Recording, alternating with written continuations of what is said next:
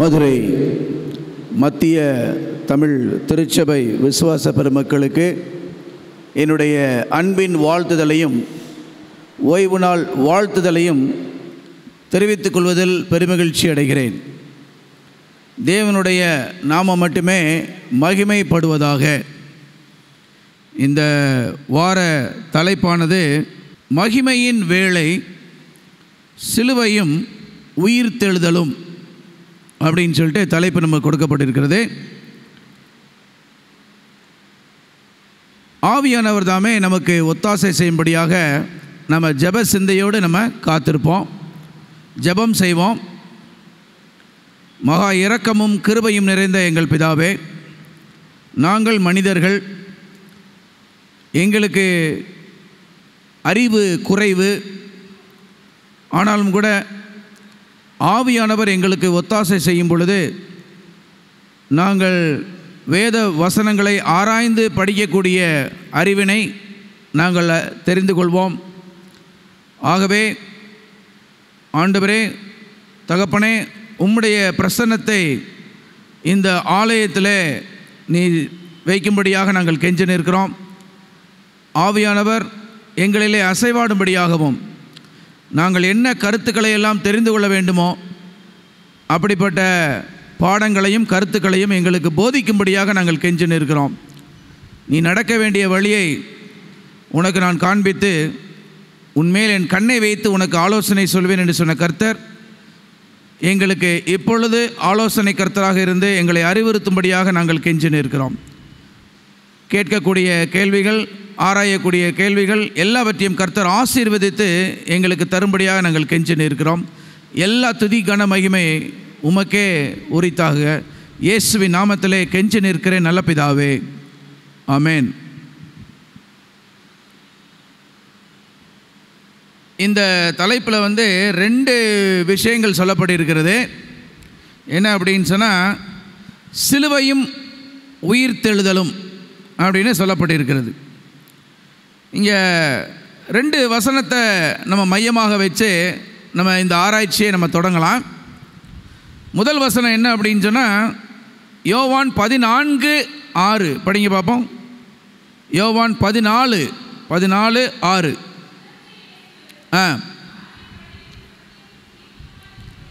நானே வழியும் சத்தியமும் ஜீவனுமாய் இருக்கிறேன் என்று யார் சொன்னது? இயேசு கிறிஸ்து சொல்கிறார். சரி, இந்த ஒரு வசனம். அடுத்ததாக இன்னொரு என்ன வசனம் அப்படின்னு சொன்னால், யோவானில் 11:25-26 படிங்க பார்ப்போம். யோவான் 11 வசனம் 25-26. நானே உயிர்த்தெழுதலும் ஜீவனுமாய் இருக்கிறேன், என்னை விசுவாசிக்கிறவன் மரித்தாலும் பிழைப்பான் என்று அங்கே சொல்லப்படுகிறத நம்ம பார்க்குறோம். சரி, முதல் வசனம் என்ன அப்படின்னா, நானே வழியும் சத்தியமும் ஜீவனுமாய் இருக்கிறேன். இப்போ இந்த 2 வசனத்தை தான் மையமாக வச்சு நம்ம ஆராய்ச்சி செய்ய போகிறோம். அதுதான் தலைப்பாகவும் கொடுக்கப்பட்டிருக்கிறது. என்னன்னு சொன்னால், இந்த சிலுவையும் உயிர்த்தெழுதலும் என்ற தலைப்பில் என்னென்னலாம் படிக்க போகிறோம் அப்படின்னு சொன்னால், கேள்விகள் இருக்கிறது. என்ன கேள்வி இருக்குது அப்படின்னு சொன்னால், சத்தியம் என்றால் என்ன? இந்த கேள்வி எத்தனை பேர்கிட்ட இருக்குது? உண்மையிலே சொல்லுங்கள் பார்ப்போம். சத்தியம் என்றால் என்ன அப்படின்னு எத்தனை பேர்கிட்ட இந்த கேள்வி இருக்குது? கேள்வியே இல்லையா? கண்டிப்பாக கேள்வி இருக்கிறது. ஆனால் கேள்விக்குரிய பதிலை தான் நம்ம படித்தோம். என்ன படித்தோன்னா, நானே வழியும் சத்தியமும் ஜீவனுமாய் இருக்கிறேன் என்று இயேசு கிறிஸ்து சொல்லதை நம்ம படிச்சிருக்கிறோம். இப்போது என்ன நடக்குது அப்படின்னு சொன்னால், இந்த சிலுவையோட சம்பந்தப்பட்டவங்க யார் யார் சொல்லுங்கள் பார்ப்போம். சிலுவையோட சம்பந்தப்பட்டவங்களாம் யார் யார் சொல்லுங்கள் பார்ப்போம். யாராவது கேரக்டர் சொல்லுங்கள். சிலுவையோட சம்பந்தப்பட்டவங்களாம் யார் யார்? 2 பேரா? சொல்லுங்கள். யார் யார்? 2 பேர் சொல்லுங்கள். 2 கள்ளர்கள். சரி, பிலாத்து. ரைட். மிக முக்கியமான கேரக்டர் யாருன்னா பிலாத்து. ஏன் அப்படின்னு சொன்னால், சிலுவையை அவர் மேலே சுமத்துறதே அவர் தான் இல்லையா? ரைட். அவர் தீர்ப்பு கொடுக்கக்கூடிய ஒரு தேசாதிபதியாக இருக்கிறாரு. ஆனால் என்ன அப்படின்னு சொன்னால், அதிகாரம் இருக்கிறது. ஆனாலும் அவர் நியாயாசன சங்கத்தில் உட்கார்ந்து இருக்கும் பொழுது, நியாயாசனத்தில் உட்கார்ந்து இருக்கும்போது அவருக்கு செய்தி வருது. எங்கேருந்து செய்தி வருது அப்படின்னா, அவருடைய மனைவி அனுப்பி விட்றாங்க, செய்தி ஆள் அனுப்பி விட்றாங்க. என்ன அப்படின்னா, இந்த மனிதனால் நான் என்ன பண்ணேன், எனக்கு மிகவும் போராட்டமாக இருந்தது. அந்த நீதிமானை நீ என்ன செய்யாத, ஒன்றும் செய்யாத அப்படின்னு சொல்லக்கூடிய ஒரு செய்தியை அங்கே பணியாள் மூலமாக சொல்லி விட்றாங்க. சரி, இது ஒரு இது இருந்தாலும் பிலாத்து இப்போ நேரடியாக விசாரிக்கிறார். இந்த விசாரணை எங்கே கொடுக்கப்பட்டிருக்கிறது அப்படின்னா, யோவானில் 18வது அதிகாரத்தை நீங்கள் எடுத்து வச்சுக்கோங்க. இந்த கான்வர்சேஷனை நம்ம படிக்கலாம். 18 யோவான் 18ல் நம்ம இங்கே பார்க்குறோம். அவரை முன்னாடி கொண்டாந்து நிப்பாட்டுறாங்க. ஏன்னா இந்த யூதர்களும் பிரதான ஆசாரியர்களும் இயேசுவினால் ரொம்ப பாதிக்கப்பட்டிருக்கிறாங்க. எப்படி பாதிக்கப்பட்டிருக்கிறாங்க அப்படின்னா, இயேசு கிறிஸ்து உண்மையாக இருந்தார், ரொம்ப ஆனஸ்டாக இருந்தார், அற்புதங்கள் நிறைய செய்தார். அதுவும் ஓய்வு நாளில் என்னத்தை செய்யணுமோ அதை செய்தார். ஓய்வு நாளில் நன்மையை செய்தார் என்று பார்க்குறோம். இது எல்லாமே அவங்களுக்கு பிடிக்கவே இல்லை. ஏன்னா அவங்க மோசையுடைய சட்டத்திட்டத்தை கரைச்சி குடித்தவங்க. ஆனாலும் தவறான புரிந்து கொள்ளுதல் அவங்கள்ட்ட இருந்துச்சு. ஓய்வு நாளை குறித்து பார்க்கும்போது அதை மிகவும் ஒரு கடினமான ஒரு நாளாக அவர்கள் மாற்றினார்கள். ஆனால் அந்த நுகத்தை எல்லாம் ஆண்டவராக இயேசு கிறிஸ்து என்ன செய்தார்னா, அதை தகர்த்தெறிந்தார் என்று பார்த்தோம். ஓய்வு நாள் என்பது ஆண்டவர் சொல்கிறார், என் நுகம் எப்படிப்பட்டதுன்னு சொல்கிறார், சொல்லுங்க பார்ப்போம். மத்தேயு 11 சொல்கிறார், என் நுகம் எப்படிப்பட்டது, மெதுவாயும் லெகுவாயும் அப்படின்னு சொல்லி. இன்றைக்கி இந்த சிறு பெண் இன்றைக்கி சொன்னால், ஓய்வுனால எத்தனை பேர் உண்மையிலே மகிழ்ச்சியாக இருக்கிறீங்க? ஏசாயா 58ல் நம்ம பார்க்குறோம், உன் சொந்த பேச்சை பேசாமல் உன் காலை விலக்கி ஓய்வு நாளை எப்படிப்பட்ட நாளாக கொண்டாட வேண்டும், மனமகிழ்ச்சியின் நாளாக, விடுதலையின் நாளாக அதை கொண்டாட வேண்டும். இயேசு கிறிஸ்து தான் சொன்னார். பல நோய்வாய்ப்பட்ட ஜனங்கள், பலவீனமான இருக்கும் ஜனங்கள், அவங்கள எல்லாத்தையும் ஓய்வு நாளில் செய்த அற்புதங்கள் அநேகமாக இருந்தது. உன் படுக்கையை எடுத்துகிட்டு நட அப்படின்னு சொன்னார். சூம்புன கையுடைய மனிதனை சொன்னார், உன் கையை நீட்டு அப்படின்னு சொன்னார். அந்த கூனியை பார்த்து என்ன சொன்னார், நிமிர்ந்து நில் அப்படின்னு சொன்னார். இது எல்லாமே ஓய்வு நாளில் செய்யக்கூடிய அற்புதங்கள். அந்த நுகத்தை எல்லாம் முறிக்கிறத நம்ம பார்க்குறோம். இதெல்லாம் இந்த பிரதான ஆசாரியர்களுக்கும் யூதர்களுக்கும் அதை பிடிக்கலை. அப்போ என்ன செய்தாங்கன்னா, இவன் என்ன செய்கிறான், தேவ தூஷணம் செய்கிறான், தேவ தூஷணம் சொன்னான், நான் தேவனுடைய குமாரன் என்று அவன் போய் சொல்லியிருக்கான் அப்படின்னு சொல்லிட்டு அவரை கொண்டு வந்து எங்கே நிப்பாட்டுறாங்க, பிலாத்துட்ட நிப்பாட்டுறாங்க.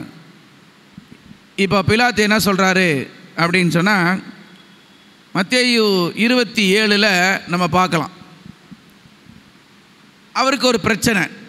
மனைவி சொல்லி விட்டுருக்குறாங்க, இந்த நீதிமான் அப்படின்னு சொல்லி விட்டுருக்குறாங்க.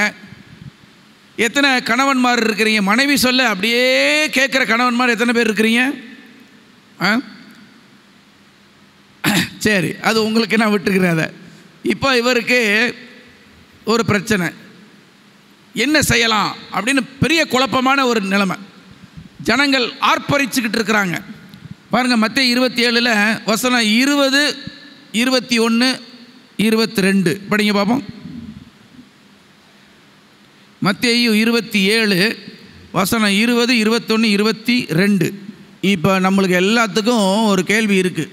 என்ன கேள்வி அப்படின்னு சொன்னால், எப்படி பிலாத்து இருந்தாரோ அதை மாதிரி நமக்கு என்ன அப்படின்னா, தேர்ந்தெடுக்கிற உரிமை கொடுக்கப்பட்டிருக்கிறது, தேர்ந்தெடுக்கக்கூடிய அதிகாரம் கொடுக்கப்பட்டிருக்கிறது. இப்போ நம்ம அதே கேள்வியை தான் நம்ம கேட்குறோம். என்ன கேட்குறோன்னா, what shall I do with Christ? கிறிஸ்து என்று சொல்லப்பட்ட இவரை நான் என்ன செய்வது அப்படின்னு எல்லாருக்குமே ஒரு பிரச்சனை இருக்குது. ரெண்டே ரெண்டு ஆப்ஷன் இருக்குது. என்ன ஆப்ஷன்? ரெண்டே ரெண்டு ஆப்ஷனு. எப்படி பிலாத்துக்கு ரெண்டு ஆப்ஷன் இருந்தது? என்ன ஆப்ஷன் சொல்லுங்கள் பார்ப்போம். ரெண்டு ஆப்ஷன் பிலாத்துக்கு இருந்தது. என்ன ஆப்ஷன்? ஒன்று, இயேசு கிறிஸ்து என்ன செய்யணும்? விடுதலை செய்யணும், ரிலீஸ் ஜீசஸ். இன்னொரு ஆப்ஷன் என்னது? இயேசு கிறிஸ்துவை சிலுவையில் அறைய வேண்டும். அவ்வளோதான், ரெண்டு ஆப்ஷன் தான். ரைட். ஒன்று இயேசு கிறிஸ்துவை ரிலீஸ் பண்ணணும், இல்லைனா இயேசு கிறிஸ்துவை என்ன செய்யணும்? சிலுவையில் அறைய வேண்டும். ரைட். அங்கே அவர் பார்த்த காரியங்கள், அவர் விசாரித்த காரியங்களை வைத்து பார்க்கும் பொழுதே அவர் இந்த யோவான் 18 நம்ம பார்க்குறோம். என்ன பார்க்குறோம் அப்படின்னா, நீ யூதருடைய ராஜாவா? அது நிறைய விசாரிக்கிறார். உடனே இயேசு கிறிஸ்து சொல்றார், நீர் சொந்தமாக சொல்கிறீரா இல்லை மற்றவங்க கேட்டுட்டு அதை மற்றவங்களுடைய கருத்தை நீங்கள் சொல்கிறீங்களா அப்படின்னு சொல்லி கேட்குறாரு. அப்புறம் அவன் சொல்கிறான், இல்லை நான் என்ன யூதனா, எனக்கு உன்னை பற்றி என்ன தெரியும்? உங்கள் பிரதான ஆசாரியர், உன்னுடைய இனம்தான், யூத ஜனந்தான் உன்னை கொண்டாந்து இங்கே நிப்பாட்டி இருக்கிறாங்க, நீ அப்படி என்ன குற்றம் செய்தாய் அப்படின்னு சொல்லி கேட்குறாரு. இயேசு கிறிஸ்து என்ன சொல்கிறார் அப்படின்னா, அவருடைய மிஷனை சொல்கிறார். நான் இந்த ராஜ்யத்துக்காக வரலை, என்னுடைய ராஜ்யம் வேறு, என்னுடைய நோக்கம் வேறு அப்படின்னு சொல்லி அந்த காரியத்தை சொல்கிறார். அப்போது நான் அப்புறம் கேட்குறாரு, பிலாத்து கேட்குற, நீ ராஜாவா, யூதருடைய ராஜாவா அப்படின்னு கேட்கும்போது, நீ சொல்லுகிறபடி தான், நான் ராஜா தான் அப்படின்னு சொல்லி ஆண்டவர் சொல்கிறத நம்ம பார்க்குறோம்.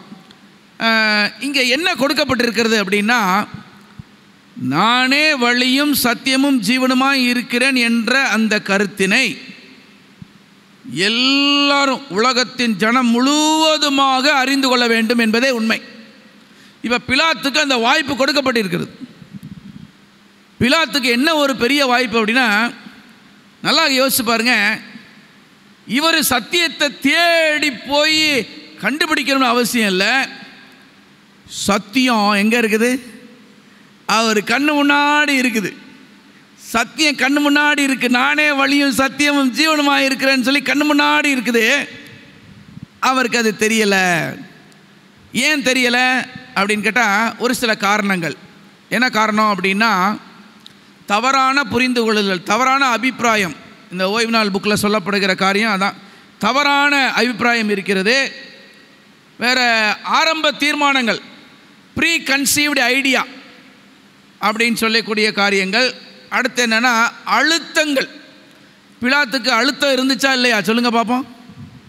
ப்ரெஷர். நம்ம ஒரு முடிவு எடுக்கும்போது நம்மளுக்கு ப்ரீ கன்சீவ்டு ஐடியா இருக்கும், தவறான புரிந்து கொள்ளுதல் இருக்கும், ஒரு ப்ரெஷர் இருக்கும். அது மட்டும் இல்லாமல் பிலாத்துக்கு ரொம்ப முக்கியமாக ஒரே ஒரு காரணம் இருந்துச்சு. சத்தியத்தை அறிந்து கொள்வதற்கான தடை என்ன அப்படின்னா, பிலாத்துக்கு ரொம்ப முக்கியமான தடை என்ன தெரியுமா? சொல்லுங்க பார்ப்போம். பிலாத்துக்கு ரொம்ப முக்கியமான தடை என்ன அப்படின்னு சொன்னால், இந்த ஜனங்கள்கிட்ட நம்ம வாய்ஸ் நல்லபடியாக இருக்கணும் அப்படின்னா ஜனங்களுக்கு பயப்படுறது. அடுத்து வேறு யாருக்கு பயப்பட்டார்? ஜனங்கள் என்ன சொன்னாங்க தெரியுமா? இயேசு கிறிஸ்துவை நீங்கள் விடுதலை பண்ணிங்கன்னா நீங்கள் யாரை பகைச்சிக்க வேண்டி வரும்? யாரை பகைச்சிக்க வேண்டி வரும் அப்படின்னா, ராயனை நீங்கள் பகைத்து கொள்ள வேண்டிய சூழ்நிலை வரும் அப்படின்னு அந்த ராயன் வேர்டை யூஸ் பண்ண உடனே அவர் இன்னும் அதிகமாக பயப்படுறார், இன்னும் அதிகமாக பயப்படுறார். அப்போ பார்த்தீங்கன்னா தவறான புரிந்து கொள்ளுதல், தவறான அபிப்பிராயம், முன் தீர்மானங்கள், ஆரம்ப தீர்மானங்கள், ப்ரீ கன்சீவ்டு ஐடியான்னு சொல்லக்கூடியது. அப்புறம் என்னென்னா அழுத்தங்கள், மக்களுடைய ப்ரெஷர், இதை செய் அப்படின்னு சொல்லிட்டு அந்த ஆரவாரம், ஆர்ப்பரிப்பு, அந்த ஆர்ப்பாட்டம், இவைகள் தவறான முடிவுகள் எடுக்கிறதற்கு அங்கே அவருக்கு செலுத்தியது என்று பார்க்கிறோம். அது மட்டும் இல்லாமல் உள்ளத்துக்குள்ள பயம். சரி, எத்தனை பேர் பயப்பட்டுருக்கிறீங்க? எத்தனை பேருக்கு பயம் இருக்குது? எல்லாம் தைரியமான ஆள் போல இருக்கு எல்லாருமே. ரைட். இந்த பள்ளி, பாட்சா, கரப்பாம்பூச்சி இதெல்லாம் பயப்படுவீங்களா? இருட்டு, உயரம், மலைகளுக்கு போனோம்னா அங்கேருந்து பார்க்கறதுக்கு பயம். எல்லாமே ஒரு ஃபோபியா இருக்குது, அதுக்கெல்லாம் ஒரு பேர் இருக்குது. தேளை கண்டா பயம், பாம்பை கண்டா பயம், அடுத்து மனைவியை கண்டா பயம், அது ஒரு பயம் இருக்குது. இப்படியெல்லாம் பயங்கள் நிறையாக இருக்கிறது. ஆனால் ஒரு சில பேர் பார்த்தா போலீஸை கண்டா பயம், தப்பே செஞ்சுருக்க மாட்டாங்க, போலீஸை கண்டா பயம். அது மாதிரி பிரின்ஸ்பாலை கண்டா பயம். இப்படியாக இருக்கிறாங்க. அப்போ என்னென்னா, இதை நம்ம வேதத்தில் பார்க்கும் பொழுதே இந்த பயம்ன்றது எங்கேருந்து வந்துச்சு? பயம் இயற்கையிலே நம்மள்கிட்ட இருக்குதா, இல்லை பயம்ன்றது ஒரு திணிக்கப்பட்ட ஒரு விஷயமா அப்படின்னு பார்க்கும்போது சொல்லுமா, இயற்கையாகவே இருக்குது. சரி, சிஸ்டர் சொல்கிறாங்க இயற்கையாகவே பயம் நம்மளுக்கு இருக்குதுன்னு சொல்கிறாங்க. நீங்கள் என்ன சொல்கிறீங்க?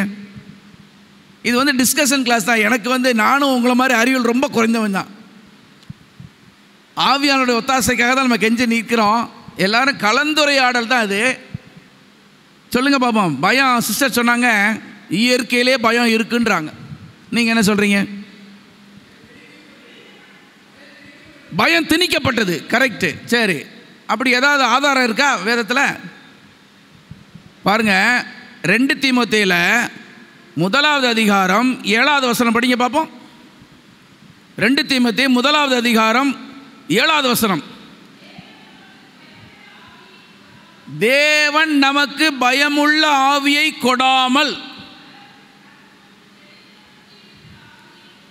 எப்படிப்பட்டது கொடுத்திருக்காரு? பலமும் அன்பும், வேற எப்படி? தெளிந்த புத்தி. இப்போ அவங்க சிஸ்டர் சொன்ன காரியம் கரெக்டாக தப்பா? சரி, கொஞ்சம் மிஸ்டேக் இருக்குது அதில், ஒன்றும் இல்லை. அதை எப்படி நம்ம இன்னும் யோசிச்சு பாருங்களேன். ஆதாம் எப்படி இருந்தாருன்னா, அந்த சாயங்கால வேளையில் ஆதாமும் ஏவாளும் அழகாக பேசி, அன்போடு பேசி, எப்படா ஆண்டவர் வருவாருன்னு சொல்லி தைரியமாக இருந்தாங்க. என்றைக்கு பாவம் உள்ளே நுழைந்ததோ அவர் கேட்குறாரு, ஆதாமே எங்கே இருக்க, உன்னை காணப்பா, எங்கே போன அப்படின்றாரு. அப்போ ஆதாம் என்ன சொல்கிறாரு? என்ன சொல்கிறார் ஆதாம்? ஆமாம், கர்த்தருக்கு பயப்படுதல் அங்கே ஒரு ஆரம்பம் சொல்கிறாங்க. அது நம்ம சொல்ல, இந்த நீங்கள் சொன்னது வேறு பயம். சரி, வசனம் இருக்குது. என்ன சொல்லுதுன்னா, எப்பொழுதும் பயந்து இருக்கிறவன் பாக்கியவான்னு போட்டிருக்கு. எப்பொழுதும் பயந்து இருக்கிறவன் பாக்கியவான்னு போட்டிருக்கு. யாருக்கு பயப்படுறவன்? தேவையானது ஒரே பயம்தான், பாவத்துக்கு பயம் அப்படின்னு சொன்னால் இயேசு கிறிஸ்துவ, அவ்வளோதான். த ஃபியர் ஆஃப் காட், அது மட்டும்தான் வேணும். ஆனால் இங்கே ஆதாம் ஒளிஞ்சிருக்கிறான். ஏன் ஒளிஞ்சிருக்கிறான் அப்படின்னா, பாவம் அங்கே இருக்குது. ஸோ பாவத்தின் நிமித்தமாக வந்தால் தான் இந்த பயம். அதாவது பயம் என்னென்னா, பரிசுத்தத்தை சந்திக்க முடியலை, கில்ட், குற்ற மனப்பான்மை இருக்கிறது. அது மாதிரி தான் இங்கே நம்ம நல்லா தெரிஞ்சுக்கிடணும். ஆண்டவர் இயற்கையாகவே நமக்கு கொடுத்த விஷயம் என்னென்னா, 2 தீமோத்தேயு 1:7 தேவன் நமக்கு பயமுள்ள ஆவியை கொடாமல் அப்படின்னு சொன்னால், அந்த பயமுள்ள ஆவியை கொடுத்தது யார் சொல்லுங்கள் பார்ப்போம்? பிசாசானவன் தான் என்ன செய்கிறான்? பயத்தின் ஆவியை கொடுக்கறத நம்ம பார்க்குறோம். அப்போ இங்கே நம்ம பார்த்த காரியம், பிலாத்து பயப்படுறான், ராயனுக்கு பயப்படுறான், மக்களுக்கு பயப்படுறான், தன்னுடைய பதவி போய்விடுமோ என்று பயப்படுகிறான். இதனால் என்ன செய்கிறோன்னா, நம்மளுடைய வாழ்வில் பயம் அப்படின்ற ஒரு விஷயம், சரியான தீர்மானங்கள், தைரியமாக எடுக்கக்கூடிய தீர்மானங்களை எடுக்க முடியாமல் விடுகிறது. நிறைய விஷயங்களை பாருங்கள், பயத்தினால நம்ம தொலைச்சிருப்போம். அதனால தான் ஆண்டவர் என்ன சொல்கிறார் அப்படின்னா, எத்தனை தடவைகள் வேதாகமம் சொல்கிறது பயப்படாத பயப்படாதன்னு? 365 தடவைகள் சொல்லப்படுகிறது. என்னென்னா, பயப்படாதே பயப்படாதே பயப்படாதே. இப்போ பாருங்கள், கிறிஸ்மஸ் செய்தி என்ன அப்படின்னு சொன்னால் சொல்லுவாங்க, உலகம் எங்கேயும் கொண்டாடிக்கிட்டு இருக்கிறாங்க, பயப்படாதிருங்கள். ஷெப்பர்ட்ஸுக்கு சொன்னது பயப்படாத அப்படின்னு சொன்னால், தேவன் நமக்கு பயமுள்ள ஆவியை கொடுக்கலை. எப்படி கொடுத்துருக்கிறாரு? பலம், பலம், அன்பு, வேற என்னது? சவுண்ட் மைண்ட், தெளிந்த புத்தி. ஆனால் பிலாத்து அதெல்லாம் யூஸ் பண்ணலை. ஏன்னா அங்கே தீமையான ஆவி அவனுக்குள்ளே வேலை செய்யுது. தன்னுடைய சுய பலத்தினால் அவன் யோசிக்கிறான். என்ன செய்கிறான் பாருங்க, ஜனங்கள்கிட்ட பரிதாபத்தை வாங்கிடலான்னு பார்க்குறான். இல்லை, நடக்கலை. பரபாசை கொண்டாந்து நிப்பாட்டுறான். யாரை விடுதலை செய்யணும் பார்த்துக்க அப்படின்னு. அவங்க எல்லாரும் என்ன சொல்கிறாங்க, release Parabas and crucify Jesus அப்படின்றாங்க. இந்த 2 ஆப்ஷன் நம்மளுக்கும் கொடுக்கப்பட்டிருக்கு. என்ன தெரியுமா, நம்மளும் நிறையா தடவைகள் என்ன செய்கிறோம் அப்படின்னா, ஜீசஸை குரூசிஃபை பண்ணிவிட்டு யாரை ரிலீஸ் பண்ணுறோம், பரபாஸை ரிலீஸ் பண்ணுறோம். அது எப்படி சார் நடக்குது அப்படின்னு பார்த்தீங்கன்னா, நம்முடைய ஒவ்வொரு தவறான டிசிஷன்ஸ்லையும் என்ன நடக்குது அப்படின்னு சொன்னால் பாருங்கள், கோபப்படுறீங்க பார்த்தீங்களா, உச்சத்தில் இருக்குது கோபம். அவள் சுயத்தின் ஆளுகையில் இருக்கிறோம், சாத்தானுடைய பிடியில் இருக்கிறோம் அப்படின்னு சொல்லும்போதே இயேசு கிறிஸ்துவை நம்ம என்ன செய்கிறோமா, புதுசாக ஃப்ரெஷ்ஷாக அவரை காயப்படுத்தி அவரை வாரில் அடித்து அவரை சிலுவையில் நாம் அறைகிறோம், மீண்டுமாக அறைகிறோம். சிலுவையில் நம்ம ஒவ்வொரு தடவை நம்ம பாவம் செய்யும்போதும் சிலுவையில் ஆண்டவரை நம்ம அறைகிறோன்றதுக்கு பைபிளில் வேர்ஸ் இருக்கா இல்லையா? எங்கே இருக்குது வேர்ஸு? எபிரேயர் 10வது அதிகாரத்தில் வசனம் இருக்குது. நம்ம மீண்டும் மீண்டும் மீண்டும் என்ன செய்கிறோம்னா, கிறிஸ்துவை சிலுவையில் அறைந்து கொண்டே இருக்கிறோம். We are crucifying Jesus always, every time when we sin, every time when we have the wrong evil thought, தீமையான சிந்தை வரும் பொழுது என்ன செய்கிறோம்னா, we are crucifying Jesus and we are releasing யாரை ரிலீஸ் பண்ணுறோம், பரபாஸை ரிலீஸ் பண்ணுறோம். நம்முடைய உள்ளத்தில் இயேசு கிறிஸ்துவை சிலுவையிலே அடித்து விட்டு அறைந்து விட்டு யாரை ரிலீஸ் பண்ணுறோம் அப்படின்னா, நம்முடைய கிரியைகள் எல்லாம் பரபாஸாக இருக்கிறது. நம்முடைய கோபம், நம்முடைய வைராக்கியம், நம்முடைய புறங்கூறுதல், பொறாமை, இன்னும் பார்த்தீங்கன்னா மாம்சத்துக்குரிய காரியங்கள், கலாத்தியர் 5 சொல்லப்பட்டிருக்கிற காரியங்கள், 17 விதமான காரியங்களை நம்ம ரிலீஸ் பண்ணுறோம். அப்போ நீங்கள் யோசிச்சு பாருங்கள், பரபாஸை ரிலீஸ் பண்ணும்போது என்னென்ன காரியம் நடக்கும்னு பாருங்கள். ஆனால் தேவன் நம்மள்ட்ட எதிர்பார்க்குறது என்ன தெரியுமா, என்ன எதிர்பார்க்குறாரு? Release Christ in your life, release Christ in your life. அதுதான் கரெக்டான ஆப்ஷன். என்ன அப்படின்னா, when we release Christ என்ன ஆகுது அப்படின்னா, கிறிஸ்துவை நம்ம விடுதலை செய்யும்போது என்ன ஆகுது அப்படின்னா, கிறிஸ்துவுடைய குணாதிசயங்கள் நம்ம வாழ்க்கையிலேருந்து வெளிப்படுது. இருதயத்துக்குள்ளாக கிறிஸ்து ஒருவன் கிறிஸ்துவுக்குள் இருந்தால் அவன் எப்படி இருக்கிறான், புது சிருஷ்டியாக இருக்கிறான் அப்படின்னு சொன்னால், நம்ம ரோமரில் நம்ம படிக்கிறோம் இல்லையா, 12வது அதிகாரத்தில் நம்ம படிக்கிறோம். தேவனுடைய சித்தம் எப்படிப்பட்ட சித்தம் அப்படின்னா, நன்மையான சித்தத்தை அறிந்து கொள்ளக்கூடிய த ரினியூடு மைண்ட், புதுப்பிக்கப்பட்ட ஒரு மனது. கிறிஸ்து இருக்கக்கூடிய மனது எப்படின்னா, புதுப்பிக்கப்பட்ட மனதாக இருக்கிறது. Then you release Jesus in every thought and every work that you do. பாருங்க, யாக்கோபுல நம்ம படிக்கிறோம். என்ன படிக்கிறோம்னா, கிரியை இல்லாத விசுவாசம் எப்படி இருக்கிறது, செத்ததா இருக்கு. அப்போ கிரியை எப்படிப்பட்ட கிரியையாக இருக்க வேணும் அப்படின்னா, இயேசு கிறிஸ்து உள்ளத்தில் புதிதான ஆவியை நிரப்பி அந்த கல்லான இருதயத்தை எடுத்து போட்டு சதையான இருதயத்தை அவர் கொடுத்து, அந்த சதையான இருதயத்திலிருந்து வரக்கூடிய உணர்வுகள் என்ன அப்படின்னா, அதுதான் விசுவாசத்தின் அடிப்படையில் வரக்கூடிய கிரியைகள். விசுவாசம் உங்களுக்கு ஆழமான விசுவாசம் இருந்துச்சுன்னு சொன்னால் கண்டிப்பாக அதுக்குரிய கிரியைகள் வரும்.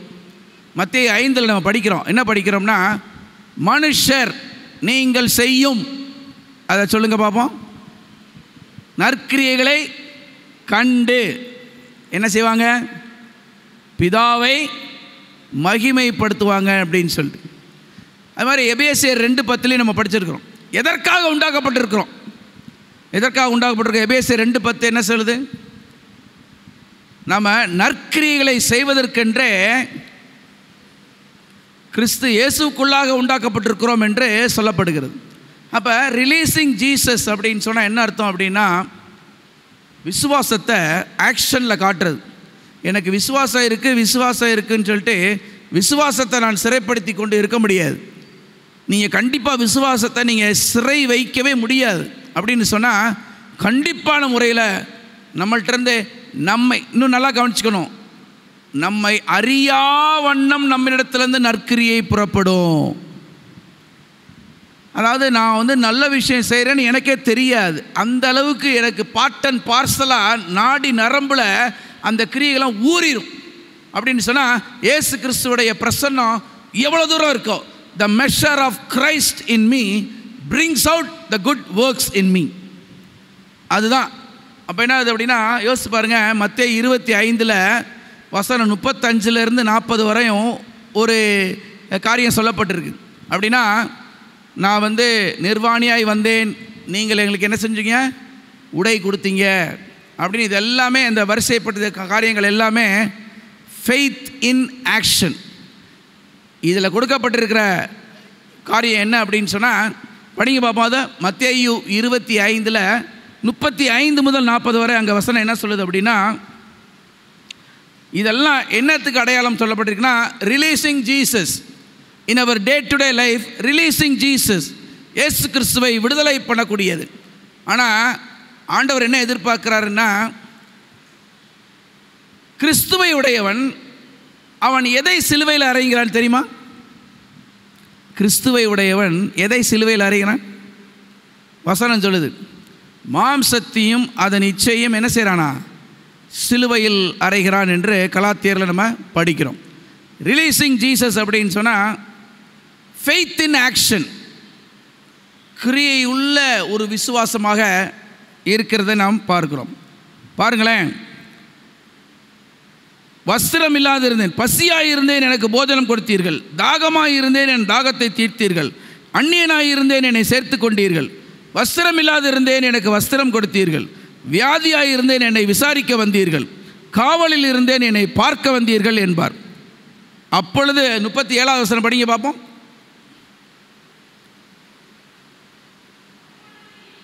அப்பொழுது நீதிமான்கள் பிரதியுத்தரமாக, ஆண்டவரே, நாங்கள் எப்பொழுது உம்மை பசியுள்ளவராக கண்டு உமக்கு போஜனம் கொடுத்தோம், எப்பொழுது உம்மை தாகமுள்ளவராக கண்டு தாகம் தீர்த்தோம், எப்பொழுது அந்நியராக பார்த்தோம் அப்படின்னு சொல்லும்போது ஆண்டவர் என்ன சொல்கிறார்? 40வது வசனம் படிங்க பார்ப்போம். அதற்கு ராஜா பிரதியுத்தரமாக, மிகவும் சிறியவராகிய என் சகோதரரான இவர்களில் ஒருவனுக்கு நீங்கள் எதை செய்தீர்களோ அதை எனக்கே செய்தீர்கள் என்று மெய்யாவே உங்களுக்கு சொல்கிறேன். அப்போ ஃபெய்த் இன் ஆக்ஷன் எப்போ வரும்னா, presence of Jesus, the measure of Jesus in you. கிறிஸ்து எவ்வளவு நம்மளுடைய உள்ளத்தில் இருக்கிறாரோ, கிரியைகள் அந்த விசுவாசத்தின் அடிப்படையில் வரும். அப்போ அந்த கிரியைகள் மக்கள் பார்க்கும்போது எப்படி இருக்கும் அப்படின்னா, மனுஷர் நீங்கள் செய்யும் நற்கிரிகளை கண்டு அப்படின்னு சொன்னால், we should not crucify Christ but release Christ. பிலாத்து என்ன பண்ணாருன்னா, அவரே இயேசு கிறிஸ்துவை இந்த பயத்தினாலும் தவறான புரிந்து கொள்ளுதலினாலும், ராயனுக்கு பயம் மக்களுக்கு பயம் அப்படின்னு சொல்லி என்ன பண்ணார், இயேசு கிறிஸ்துவை சிலுவையில் அறைவதற்கு ஒப்பு கொடுத்தார் என்று நம்ம பார்க்குறோம். சரி, அப்படி ஒப்பு கொடுத்த பிலாத்துவின் நிலைமை என்னன்னு தெரியுமா உங்களுக்கு? யாருக்காவது தெரியுமா? அவர் ராயனுக்கு பயந்து தான் என்ன பண்ணாருன்னா, அவர் இயேசு கிறிஸ்துவை சிலுவையில் அறைஞ்சார். ஆனால் அவருடைய நிலைமை என்னாச்சு தெரியுமா? அவருடைய நிலைமை வரலாறு சொல்லுகிறது, ராயன் அவரை நாடு கடத்தினான். வெஸ்டர்ன் யூரோப்பில், இப்போ இருக்க வெஸ்டர்ன் யூரோப்பில் அப்போ ஜியோல் கால் அப்படின்னு சொல்லிட்டு ஒரு இடம், அங்கே நாடு கடத்தினா அவன் தன்னுடைய உயிரை தானே மாய்த்து கொண்டான் என்று பார்க்கிறோம். வரலாறு சொல்கிறது, பிலாத்து தன்னுடைய உயிரை தானே மாய்த்து கொண்டான் என்று பார்க்கிறோம். ராயனுக்கு பயந்து தான் செஞ்சான், ஆனால் ராயனே அவன் என்ன செஞ்சிட்டான், நாடு கடத்தினான் என்று பார்க்கிறோம். தன்னுடைய உயிரை தானே மாய்த்து கொண்டான் என்று பார்க்கிறோம். இதான் நம்ம முடிவுகள் எப்படி எடுக்க வேண்டும் அப்படின்னு சொன்னால், தெளிந்த புத்தி ஆண்டவர் கொடுத்துருக்கிறார். அப்போ பிலாத்துக்கு நல்ல வாய்ப்பு இருந்தது, கண்ணு முன்னாடியே சத்தியம் இருக்குது, நானே வழியும் சத்தியமும் ஜீவனும்.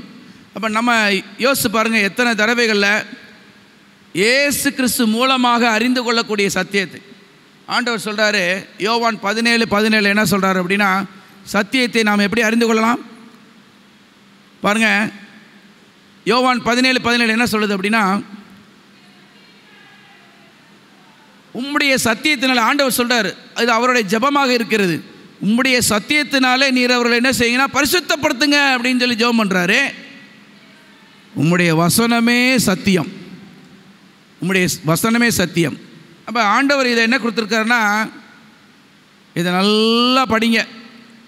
இந்த ஆவிக்குரிய ஆகாரத்தை, வானத்திலிருந்து இறங்கி வந்த ஜீவ அப்பம் நானே அப்படின்னு சொல்லி சொல்கிறாரு. இதை நம்ம புசிக்கும் பொழுது இப்படி வசனமே சத்தியம். ஆண்டவர் அப்புறம் என்ன சொல்கிறார் அப்படின்னா, சத்தியத்தை நீங்கள் அறிவீர்கள், சத்தியம் என்ன செய்யும்? சத்தியம் உங்களை விடுதலையாகும். சத்தியத்தை நீங்கள் அறிவீர்கள், சத்தியம் உங்களை விடுதலையாகும். வேத வாக்கியங்களை நீங்கள் என்ன செய்ய வேண்டும் என்று சொன்னால் என்ன செய்யணும்? ஆராய்ந்து படியுங்கள், அவைகளிலே என்ன இருக்கிறது? நித்திய ஜீவன் இருக்கிறது. என்னை பற்றி சாட்சி கொடுப்பவைகள் அவைகளே. இப்போ இயேசு கிறிஸ்துவுடைய சாட்சியை நம்ம படிக்கணும்னு சொன்னால், அவருடைய வாழ்க்கையை படிக்கணும்னு சொன்னால், அவர் நம்மளுக்கு என்னென்ன பிரின்சிபல்ஸ் வச்சுருக்கிறாரு அப்படின்னு சொல்லி நம்ம தெரிஞ்சுக்கணும்னா, விடுதலை ஆக்கக்கூடிய சத்தியத்தை அவர் வைத்திருக்கிறார். அப்போ இதை ஆழமாக படித்து நம்ம தியானிக்க வேண்டும். அப்போ குமாரன் எங்கேயோ அங்கே விடுதலை உண்டு, ஆவியானவர் எங்கேயோ அங்கே விடுதலை உண்டு. சத்தியத்தை நீங்கள் அறிவீர்கள், சத்தியம் உங்களை விடுதலையாக்கும். பிலாத்து விடுதலை ஆகவில்லை. அவன் கடைசியில் பார்த்தீங்கன்னா மரணத்துக்கு அவன் ஒப்பு கொடுக்கப்பட்டான் என்று நாம் பார்க்குறோம். அப்படி என்று சொன்னால் பரிசுத்த ஆவியானவருடைய அசைவாடுதலோடு நாம் சத்தியங்களை படிப்பதற்கு நாம் அறிந்து கொள்ள வேண்டும். சரி, இப்போ நம்ம என்ன பண்ணுறோம் அப்படின்னா, சத்தியத்தை குறித்து நம்ம படித்தோம். அடுத்து என்ன அப்படின்னு சொல்லும் பொழுது, சிலுவையோட சம்மந்தப்பட்டவர்கள் வேறு யார் அப்படின்னு சொன்னால், சிலுவைக்கு அடியில் யார் யார் இருந்தாங்க அப்படின்னு சொல்லி பார்க்கும்போது, இயேசு கிறிஸ்து பார்க்குறாரு, மரியாள் இருந்தாங்க, தன்னுடைய தாயாகிய மரியாள். யோசிச்சு பாருங்க, ஆண்டவரை இயேசு கிறிஸ்து எவ்வளோ பொறுப்புள்ள ஒரு மனிதராக இருந்திருக்கிறார். எப்படி நம்ம ஆண்டவரை பொறுப்புள்ள ஒரு மனிதராக இருந்திருக்கார் நம்ம அறிந்து கொள்ளலாம் அப்படின்னா, அவருடைய தாயை பார்க்குறாரு. அந்த தாய் பரிதாபமான நிலைமையில் இருக்கிறாங்க. ஐயோ, இயேசு கிறிஸ்துவை அவர்கள் பிரிய வேண்டும். அப்போ அப்படின்னு சொல்லும் பொழுதே அவர் என்ன செய்கிறார் அப்படின்னா, ஒரு பொறுப்பான ஒரு மனிதனிடம் அவங்கள ஒப்படைக்கிறார். யார் அந்த பொறுப்பான மனிதர்? வேதாகம் சொல்கிறதே, மரியாளை பார்த்து அவர் என்ன சொல்கிறான்னா, அதோ உன் மகன் என்று சொல்லி யாரை காட்டுகிறார்? யோவானை காட்டுகிறார். அது மாதிரி யோவான்கிட்ட பார்க்கும்போது என்ன சொல்கிறார் அப்படின்னா, அதோ உன் தாய் அப்படின்னு சொல்லிட்டு சொல்கிறாரு. அன்று முதல் யோவான் அவர்களை தன் தாயாக ஏற்றுக்கொண்டு அவர்களை கவனித்து கொண்டான் என்று வேதாகமம் சொல்கிறது. அப்போ அப்படின்னு சொல்லும்போது இயேசு கிறிஸ்து மரிக்கும் தருவாயில் இருக்கும்போது கூட அவர் பொறுப்புள்ளவராக இருந்தார் என்பதை இதற்கு சாட்சியாக சொல்லப்படுகிறது. சரி, அடுத்து என்ன அப்படின்னு சொன்னால், உயிர்த்தெழுதல் பார்க்குறோம். ஆண்டவர் சொல்கிறாரு, நானே உயிர்த்தெழுதலும் ஜீவனுமாய் இருக்கிறேன் என்று ஆண்டவர் சொல்கிறார். என்னை விசுவாசிக்கிறவன் மரித்தாலும் பிழைப்பான் என்று அங்கே சொல்லப்படுகிறது. அவர் அங்கே மரியாள், மார்த்தாள், லாசரு அந்த குடும்பத்திற்கு அநேக சகாயங்களை அவர் செய்திருக்கிறாரு. முக்கியமான விஷயம் என்ன அப்படின்னு சொன்னால், லாசரு மரித்ததற்கு அப்புறமும் கூட, அடக்கம் பண்ணப்பட்டு 4 நாள் ஆனப்பவும் கூட என்ன செய்கிறார் அப்படின்னா, லாசருவே எழுந்து வா என்று சொல்லி அவர் சொல்கிறார். அப்போ இந்த சகோதரிகள்கிட்ட அவர் சொன்ன வார்த்தை என்னென்னா, நீ விசுவாசித்தால் தேவனுடைய மகிமையை காண்பாய் அப்படின்னு சொல்லி சொல்கிறார். இன்றைக்கி பல காரியங்கள் நம்முடைய உள்ளத்திலும் சரி இல்லத்திலும் சரி நிறைய காரியங்கள் செத்து போயிருக்கிறது. லாசருவை போல மரித்து போயிருக்கிறது.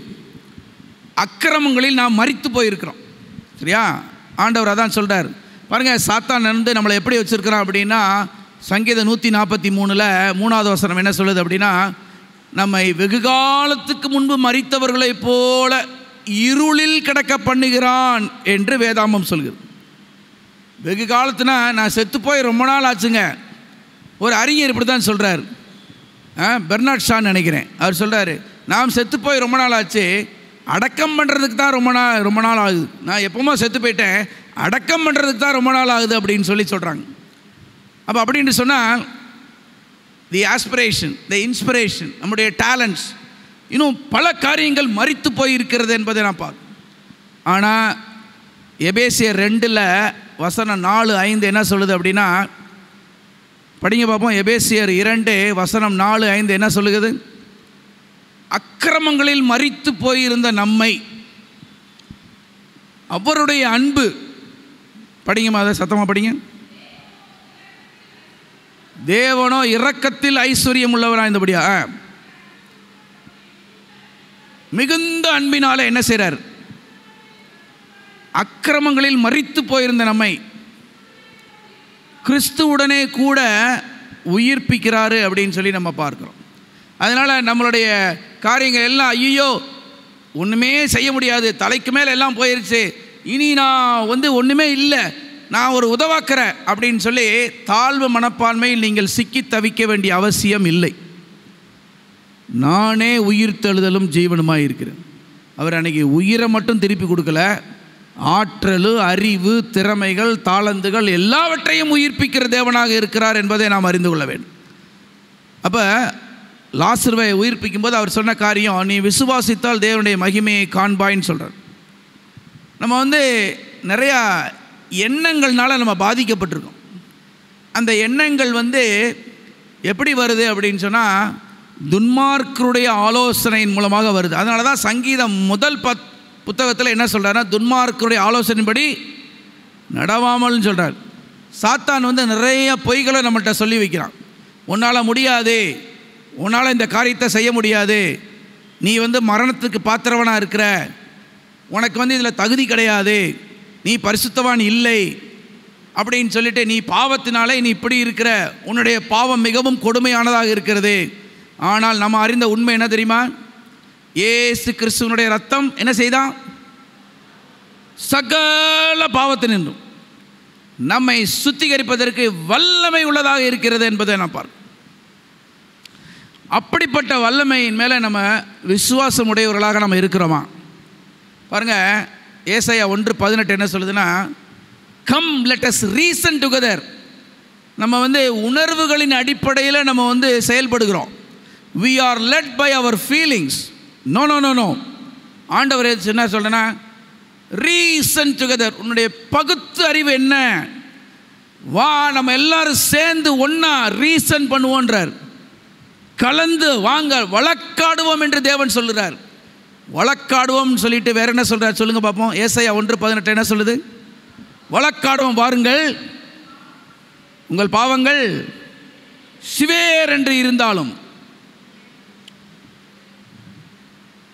உறைந்த பனியை போல நான் வெண்மையாக்குவேன் என்று சொல்றார். ரத்தாம்பர சிவப்பாக இருந்தாலும் பஞ்சை போன்று வெண்மையாக்குவேன்னு சொல்றார்.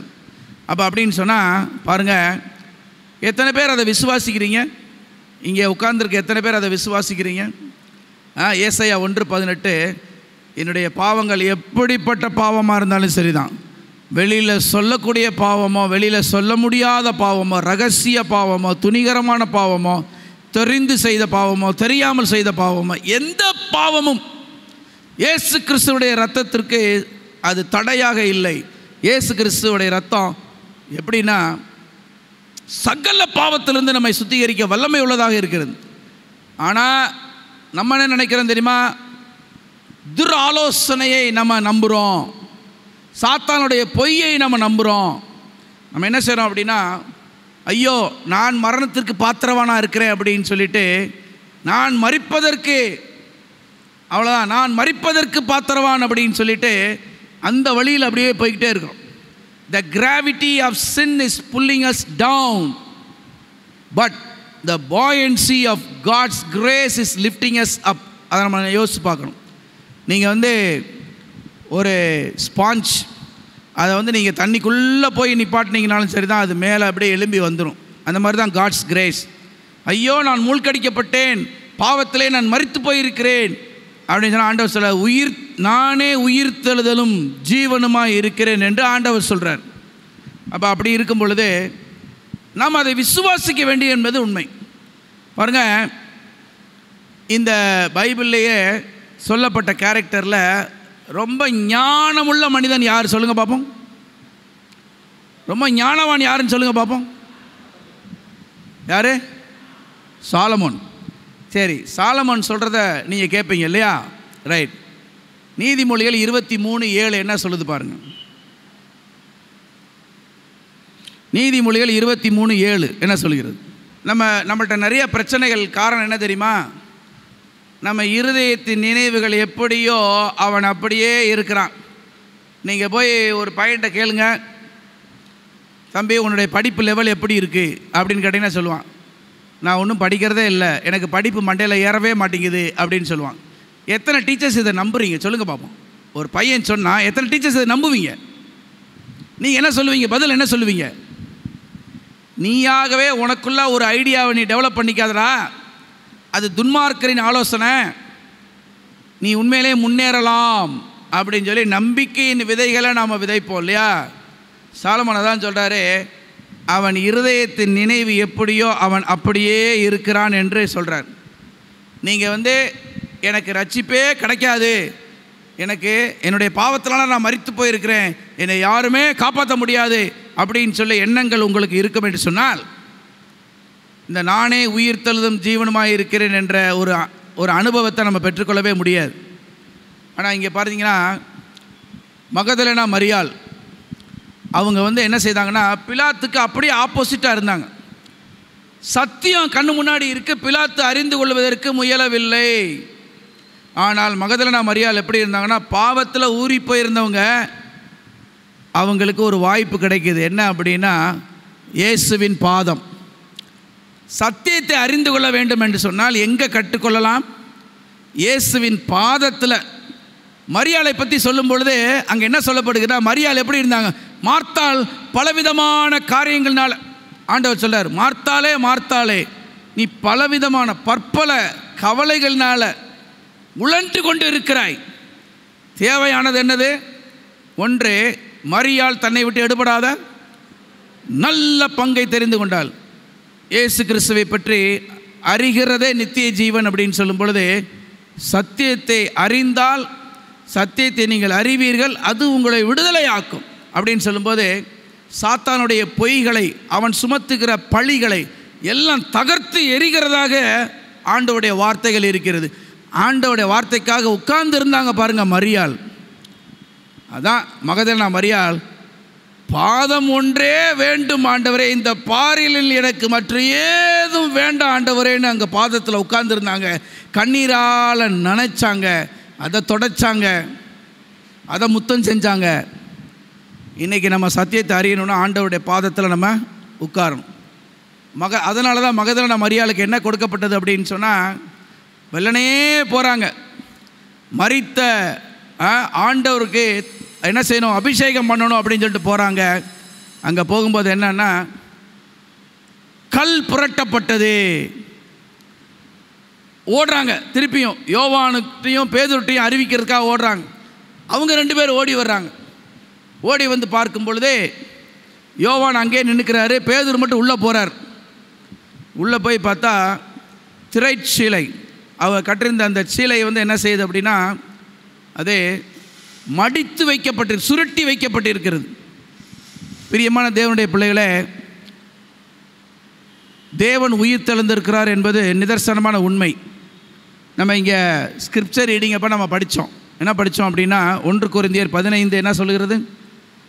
இயேசு கிறிஸ்து உயிர் தெழவில்லை என்று சொன்னால் நம்ம பண்ணுற பிரசங்கமும் விருதா, உங்களுடைய விசுவாசமும் விருதா, எல்லாமே விருதாவாயிரும் அப்படின்னு சொல்லி சொல்கிறார். ஒரு சில குறிப்பிட்ட வசனங்களை நம்ம படிக்க போகிறோம். 1 கொரிந்தியரில் வசனம் 21 முதல், 1 கொரிந்தியர் 15 வசனம் 21 முதல் 24 வரை படிங்க பார்ப்போம்.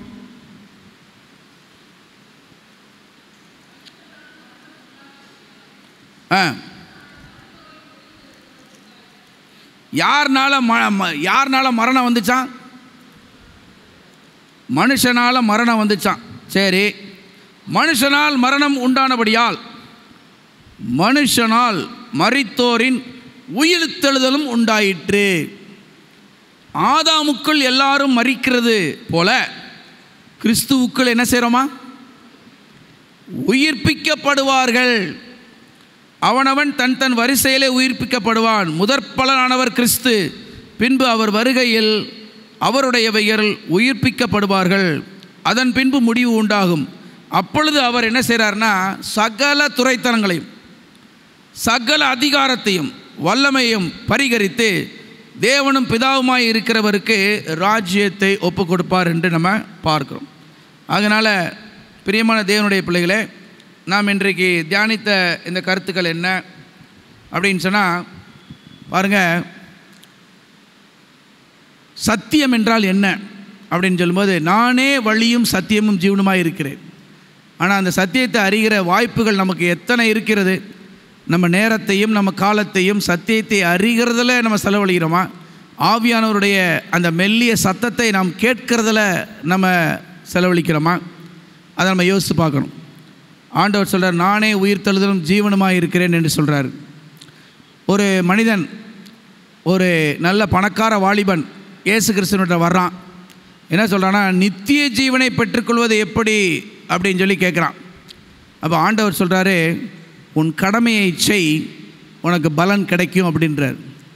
அவர் கடமையை செய்யின்னு சொல்லும்போது அவர் என்ன சொல்ல வர்றாரு? என்ன சொன்னார் தெரியுமா? கற்பனையை கடைபிடி அப்படின்னு சொல்கிறார். கற்பனையை கடைபிடி, அதுதான் கடமை. சாலமன் சொல்கிறார் பிரசங்கி 12வது அதிகாரத்தை கடைசியில் என்னென்னா, கர்த்தருக்கு பயந்து அவருடைய கற்பனையின்படி செய்வோம், எல்லா மனுஷர் மேலும் விழுந்த கடமை இதுவே அப்படின்னு சொல்கிறார். அதுதான் இயேசு கிறிஸ்து பாயிண்ட் அவுட் பண்ணுறாரு, கடமையை செய், பலன் உனக்கு கிடைக்கும் அப்படின்றார். அப்போ அந்த கடமை எப்படி செய்யணும் அப்படின்னா, ஆண்டவர் சொல்கிறார், அன்போடு செய்யணும். இயேசு கிறிஸ்துவனுடைய பிரசன்னத்தோடு அந்த கடமை இருக்க வேண்டும். அப்பொழுதுதான் அது உயிரோட்டம் உள்ளதாக இருக்கும். யூதர்கள் கடைபிடிக்கணும்னு சொன்னாங்க கற்பனைகளை. ஆனால் எழுத்தின் பூர்வமாக கடைபிடித்தாங்களுடைய ஆவியின் மூலமாக அவங்க கடைபிடிக்கவே இல்லை. அதனால தான் அவங்களுக்கு அந்த நித்திய மகிழ்ச்சி இல்லாமல் போயிற்று. ஆனால் இங்கே இயேசு கிறிஸ்து காண்பிக்கிற ஒரு விஷயம் என்னென்னா, நான் உன்னை கற்பனையின் பாதையில் நடக்க வைக்கிறேன் என்று சொல்லி அவர் நடக்க வைக்கிறார்.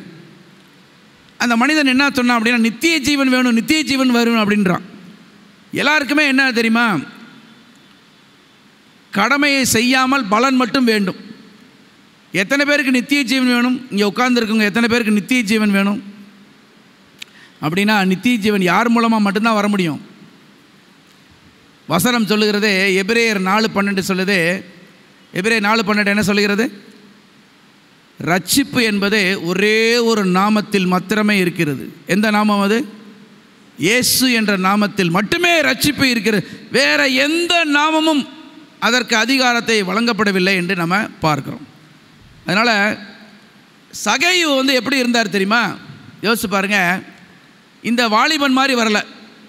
அவர் என்ன பண்ணார்னா, சகையோட நோக்கம் எப்படி இருந்துச்சு சொல்லுங்க பார்ப்போம். கிறிஸ்து எப்படிப்பட்டவரோ என்பதை அறிவதற்காக அவர் வந்தார்.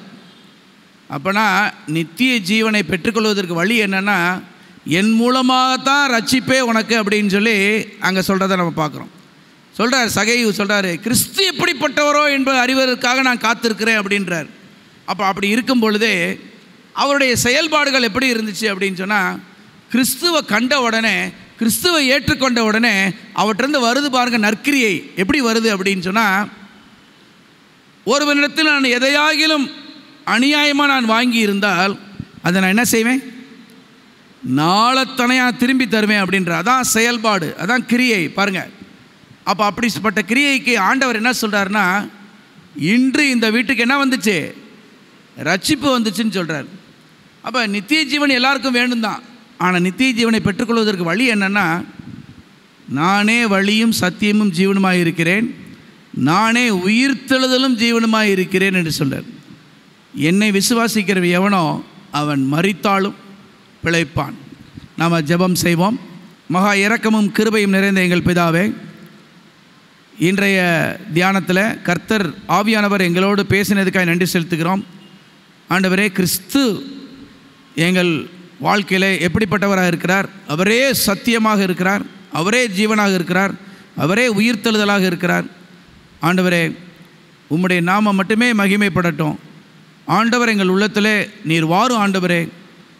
அப்படிப்பட்ட ஒரு முழு விசுவாசத்தை எங்கள் உள்ளத்திலே நீர் துவக்கும்படியாகவும் அதை நீர் முடிக்கும்படியாகவும் நாங்கள் கெஞ்சி நிற்கிறோம். ஆசீர்வதியும் வழி நடத்தும். இயேசுவின் இன்ப நாமத்திலே கெஞ்சி நிற்கிறேன். ஜெபம் கேளும் நல்ல பிதாவே. ஆமென்.